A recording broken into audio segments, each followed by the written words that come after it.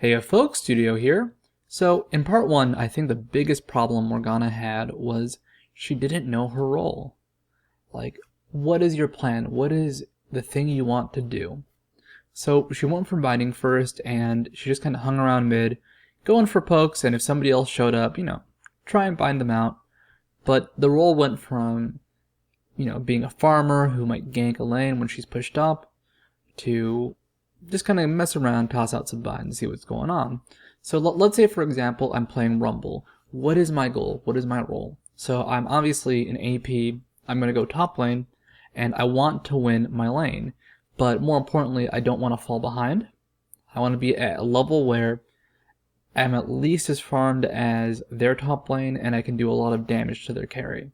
I don't need a whole lot of items. I don't need to be an AD carry with 5 billion gold, but I need to be in a position where I can survive for long enough to get Q damage out and ult damage. The ult being easy to land, but I want to make sure I can follow it up with the Q. Let's say I'm playing as Lulu. So as support Lulu, I want to make sure that I'm getting decent amounts of experience. I'm not falling too far behind. I want to make sure that I get a few GP5s, more than I normally would, and that I play aggressively bot lane and try to get some kills. If I don't get those kills, I can at least apply pressure, but at the end I want to be defensive. I want to make sure that I don't get ganked. So as Lulu, it's going to be getting those GP5s, getting that experience, and not getting ganked, helping other lanes when necessary. What is Morgana's goal? The traditional Morgana is going to follow a pattern where she will stay mid and just kind of farm, wait for another lane to have an opening. So let's say you see top pushing in. You will go as top is approaching their tower. So let's say you're blue, it'll be as top is approaching red's tower. And you want to gank that lane and not lose too much CS mid. So how do you do that? You use that with Tormented Soil. You use that to push up your wave, you gank, and you're binding, ult, and W are enough even without extra points in the queue. Now, it can be easy sometimes, but you want to have this plan, have this role. Think of yourself as, okay, what am I going to do, and what do I need to do to fill it? So Morgana's role will be ganker, farmer, and eventually initiator. The way this Morgana was playing her, it was a kill lane, but not a reliable one. Now think of that with all the characters you play. Just think of characters off the top of your head and go, okay, how do I play him? What do I want to do with him? And how am I going to do it? So you can do this for supports, you can do this for junglers. You don't necessarily have to have a strict plan because plans fail, plans backfire. That Morgana might not get ganks off, that Lulu might fall behind, Rumble may lose his lane terribly, and you gotta go, okay, how do I catch up with this? You can use certain skill builds, certain item builds. Skill builds can be relatively static, but sometimes you just gotta level something else up. Same with item builds. It can be kinda stuck there, but sometimes you gotta change it up just as the scenario comes up. I've been seeing this a lot lately with Hex Drinkers in top lane. Someone like Lee Sin might get a faster Hex Drinker just to win top lane a bit more against the MR of his enemy, or the magic damage of his enemy. Anyhow, that was my ranting about role. I just want you to think about it as you play. Let's hop into the rest of the replay, and let's go. So last we left off, blue team was catching out Lux with a Caitlyn trap. Now, look at the follow-up from red team and tell me why it's scary. We have Lulu and Warwick walking into a bush. They do have Morgana shield, but there's two choices, and if they wait for the Morgana shield, they can always just engage on the other person. Now, Morgana doesn't shield. Morgana's very, very selfish with the shield. And in that case, she could have been, because they could have initiated on her. But you want to make sure as Morgana, you're always shielding either yourself or someone in danger. The person who needs to be shielded the most may not always be you. And I like this fight from Jarvan. Look how low red team is. Half of them are at 50% HP or less. Lots of them are missing mana. And he's able to catch 2 people in his ult.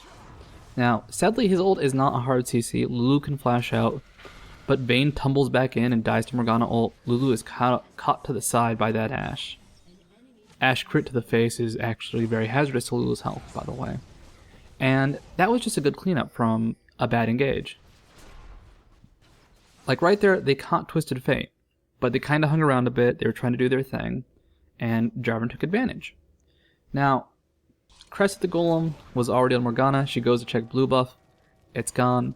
She never took it herself, so she could have drawn the conclusion that, oh, I probably have theirs, because Jarvan has his teams. So you want to try and get as much info as possible from as little sources as possible. So in that case, having the blue buff should have been a sign that, oh, it's gone already. I have theirs. Now, she actually did kill Tryndamere, but maybe she could have saved Caitlyn had she stuck around. And if you look at the minimap, you see Warwick pop in and then pop up right in the bushes to the north of Morgana. And this is going to cost Morgana. Wick is just clawing at her. She's stunned by Vayne. It's just... That brief CC from the knockback on Vayne was enough for Wick to set up a CC. And to prevent Morgana from black shielding. And in that case, that was kind of another situation. You see the enemy team disappear into a bush. Don't be near that bush unless you want to fight them. Now, even though Tryndamere is scary, he isn't sticking around with the team. And red team is engaging without him. So, blue team will pick up kills every now and then. Tryndamere will come in and be scary. But they're hanging in there. And right there, that Morgana binding, I just want to make a note. You want to try and hit people and put your skill shots in areas that make sense geometrically. Like, Tryndamere cannot be on the plane, or that space, where nothing can be. So that binding wouldn't have hit him there. But, had she gone for a little more to the side, she might have been able to hit him in that path where he would have had to go to keep chasing. And Morgana getting caught, the comment really is, where are the wards? Now, people should always say the support should ward, and they should. Support should always ward. Have like a million wards on you, it's awesome. But where is the ward from Morgana? If your support doesn't ward, you know what? You gotta do it yourself. And it can suck, it can be a pain, because you have these little 75 gold fees holding you back from your big, sexy items. But, you know what? You can have a death cap, but if they initiate on you before you do anything, who cares? And I love how blue side goes for catches. Now, Tryndamere is big and scary. They see him engage on somebody. Everyone shows up. There's a teleport. There's a Jarvan ult. And just this aggression. And they just took down the scariest member of red team. But they don't follow up. They are missing some ults, but you know what? One good Q, one good W, one good Jarvan CC is enough to kill Lulu, to kill Lux, and Wick is already so low. Just because you're missing someone doesn't mean you still can't take advantage of that situation. Caitlyn did die, but the big scary members of red team were already dead and everyone else was low. And as you can see, it works out perfectly. They get the binding here, they get the Ashe ult on Vayne, and they get those kills. They were lucky how it worked out with Lux dying as the Ashe ult flew by, but that means they didn't really need to wait for that opening. They could have just made it themselves. And they're going to stick around here. Ashe just went back, the enemy team knows this, Morgana has no mana. This is a case where you just go ahead, back up, try to make sure the enemy doesn't get Baron. But you don't want to be in a position where you can engage and start a fight, because you don't want to. Morgana with 50 mana can't do anything. The only person with mana on the enemy team right now is Ashe. Now, Wick is going to ult Twisted Fate. Twisted Fate dies as a result. Tryndamere is now in the tower. And without any mana, without an ult, without even a binding, or not binding, Tormented Soil, or shield for damage prevention, Morgana couldn't do anything there. They did get Tryndamere, that is good. And Jarvan is cleaning up, but once again, when you can take advantage, you want to. In that case, had they had a little more mana, Morgana could have maybe survived. Maybe Ashe would have gotten away. But as it stood, they lost that fight, or they came out equal when they could have done better. And you always want to do better. Like, there are some situations where people will goof around, you know, like, hey, let's go ahead and do some weird dive. But you want to avoid that. It can be fun sometimes, I love doing it, but watch out. Now there, I hope you saw Tryndamere CS, 175. CSing can win games. In that case, Tryndamere CS is way above everybody else's. one person is above 100 CS on blue side. Everyone else is below. There's one person, two people above 100 on red side, and it shows. Look at Vayne's damage. Look at Vayne's items versus Twisted Fates versus Morgana's. She has a bunch. Morgana has one. TF has his Malady. And something you see a lot is just the lack of retreat. Don't be afraid to spam retreat pings. If your team doesn't listen, well, at least you tried something. But here they go for a big fight when they're missing two people on blue team, and that big scary Tryndamere is still there. There is nothing to keep him away from the rest of that team. Twisted Fate had already died top and used his ult. Morgana was still top. There's very little he could do. And on the subject of Twisted Fate, when your team plays aggressive and you can do something, back him up. That Twisted Fate was kind of... He's been making some mistakes, but that was no reason to leave him hanging. But, you know, it happens. Sometimes that TF will just go right into the enemy team and you can't stop them. Morgana was a bit slow in following up. I think he needs to look at his mini-map a bit more. Sorry, Jake. Your map awareness is not as tight as it could be. But red team splits up a lot. And this is actually one of the big reasons blue side is still in here. Red side will go ahead, they'll come in one at a time. Tryndamere might pick off one or two people, they'll lose him, and then the enemy team will trickle down. And blue side goes for an invasion here. Lux is dead, but this actually is very risky. Morgana does not have Zhonya's.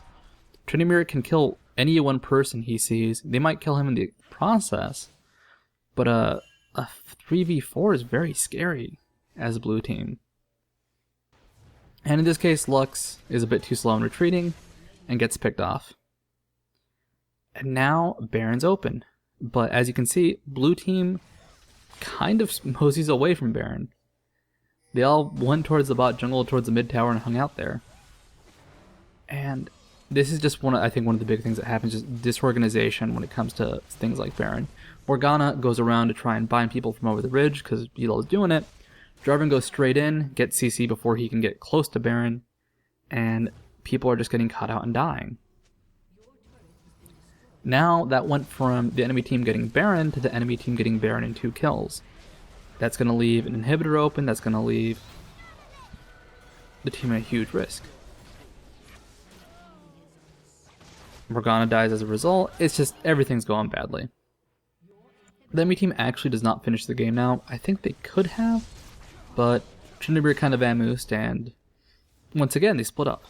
These are things that can really throw games, just kind of splitting up.